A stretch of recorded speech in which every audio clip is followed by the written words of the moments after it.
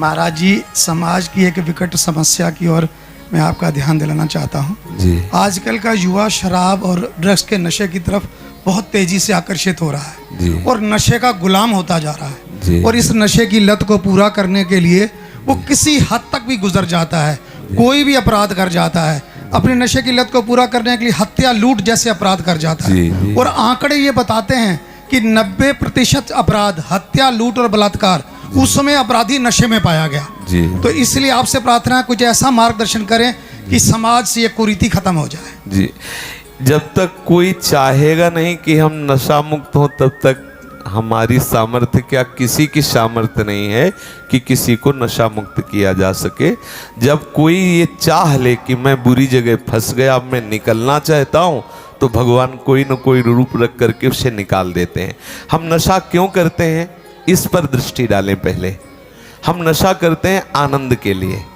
हमें एक भ्रम हो गया है कि भांग में, गांजा में, तंबाकू में, चिलम में और शराब में, ड्रग्स में, इसमें एक आनंद है। ऐसे प्रलोभन से हमारी बुद्धि ने हमको किसी भी नशे से जोड़ दिया, और जब हम उस नशा को करते हैं तो हमारी बुद्धि होती है शिथिल, और हम उस शिथिल और उन्मत्तता को आनंद समझ लेते हैं। धीरे धीरे हम उस शिथिलता और उन्मत्तता का ऐसा प्रभाव पड़ता है, इतने आसक्त हो जाते हैं कि हम उसके बिना जी नहीं सकते, और वो उस प्रमत्ता में, उस उन्मत्ता में, उस प्रमाद स्थिति में वो बड़े बड़े दुराचार प्रवृत्तियों से भी युक्त हो जाता है। उसका शरीर ऐसे ऐसे रोगों से ग्रसित हो जाता। अभी कुछ ही दिन पहले एक अपने हैं, शायद यहाँ बैठी हूँ, उनके पति शराब पीते थे, उनका लीवर खराब हो गया। हर उपाय करने पर भी वो अभी कुछ दिन हुए उनका शरीर छूट गया। वो वृंदावन में ही है। तो अब हम क्या करते हैं कि हम आनंद के लोभ से नशा करते हैं, और नशा हमारा सर्वनाश कर देता है। जब तक हमारी समाज में ये बात प्रचार प्रसार नहीं होगी कि ये नशा आनंद नहीं, नशा तुम्हारे नाश का कारण है, नशा तुम्हें दुख देने वाला है, स्वाभाविक तुम्हारे आनंद को छीण करने वाला नशा है, तब तक इस समाज के जो नए युवक हैं ये सुधरने वाले नहीं। आजकल हम लोगों को ये सिखाया जाता है कि थोड़ा सा नशा कर लो तो बहुत अच्छा रिलैक्स अनुभव होगा, और आप समाज सेवा जो भी आप करते हैं वो बहुत एकाग्रता से करेंगे। इसी लोभ से और इतनी थकान दिमाग में हो जाती है लोगों को, वो समझते हैं कि शराब पी लिया, कोई नशा कर दिया, रिलैक्स हो गए।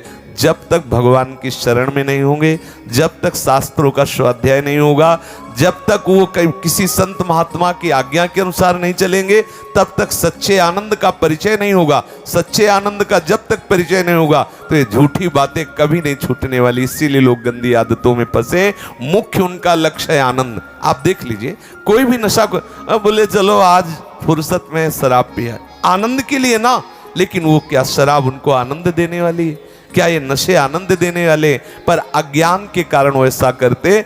जब तक उनको सत्संग नहीं मिलेगा और जब तक वो स्वयं नहीं छोड़ना चाहेंगे, हम ये जानते हैं कि हम ये कर रहे हैं लेकिन बुरा है, इसे छोड़ना चाहता हूं, तो उपाय है। जब वो उसे छोड़ना ही नहीं चाहता, उसे गुण मान लिया है कि ये हमारे आनंदित होने का, हमारे विश्राम का, हमारे रिलैक्स होने का उपाय है, तो कोई नहीं छुड़ा सकता है। इसलिए हमें लगता है कि पहले उनको सत्संग मिलना चाहिए, वो इस बात को समझे कि मैं गलत आचरणों में हूं, मुझे छोड़ना चाहिए गलत आचरण, फिर वो छोड़ सकते हैं। पक्का समझ लीजिए, हर नशा आनंद के लिए करते हैं, और वो नशा उनके आनंद का नाश करने वाला है। आनंद तो सच्चिदानंद प्रभु के चरणों में है। जब तक प्रभु के चरणों का आश्रय नहीं लेंगे, तब तक ये बात सुधरने वाली नहीं है। चाहे कसम खा के देख लो, एक कसम खाओगे एक विषय की तो दूसरा रास्ता निकल आएगा, दूसरे व्यसन का आश्रय ले लेंगे। जब आनंद मिलेगा प्रभु की तरफ, तो फिर उनका मन शांत हो जाएगा। निज सुख बिन मन होई कि थीरा।